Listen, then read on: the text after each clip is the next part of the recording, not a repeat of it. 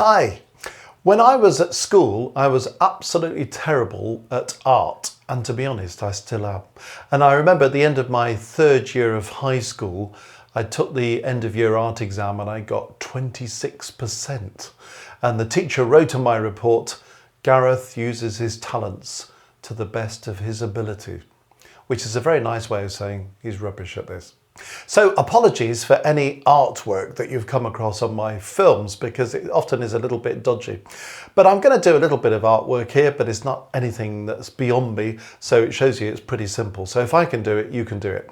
When you go in to take any kind of theory exam, or you're just trying to think about music away from your instrument, it's quite handy just to draw an octave of a keyboard. So you can just see where all the notes are, where the white notes are, where the black notes are, what's sharp, what's flat, that kind of thing, just to help us visualize it. But you don't have to be the world's greatest artist, which I'm about to prove. You're probably a much better artist than I am, so you'll be able to do this absolutely beautifully. But basically, all you need to do is something pretty quick, which is this. You know, you just draw a line and then you say, well, that's C, let's have another line, that's D, let's have another line, and that's E. Let's have another line, and that's F. Let's have another line, and that's G. Let's have another line, and that's A. Let's have another line, and that's B. Let's have another line, and that's C. And then let's have another line there, and we've kind of finished it.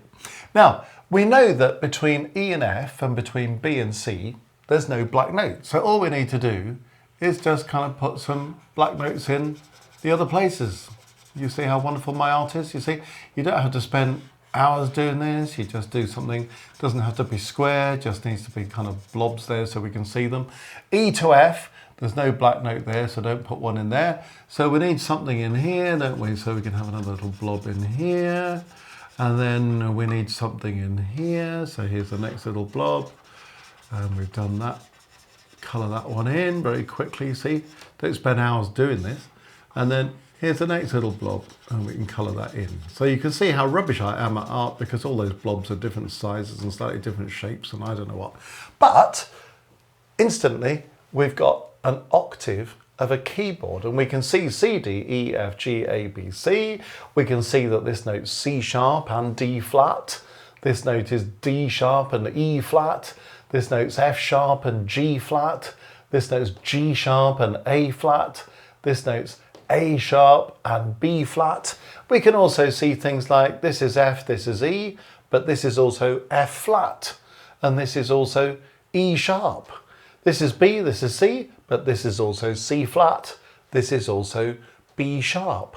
So it's of particular value if you're taking a theory exam, just to think, could I scribble that out very quickly? And then if somebody wants me to write a semitone above this note or a tone below that note, or think of something that's the same as F sharp, you know, I can quickly see that it's the same as G flat. I can work out scales. If I want to calculate intervals, anything I need to do in theory, it's a really helpful thing to do, just to be able to scribble on a scrap piece of paper an octave of a keyboard.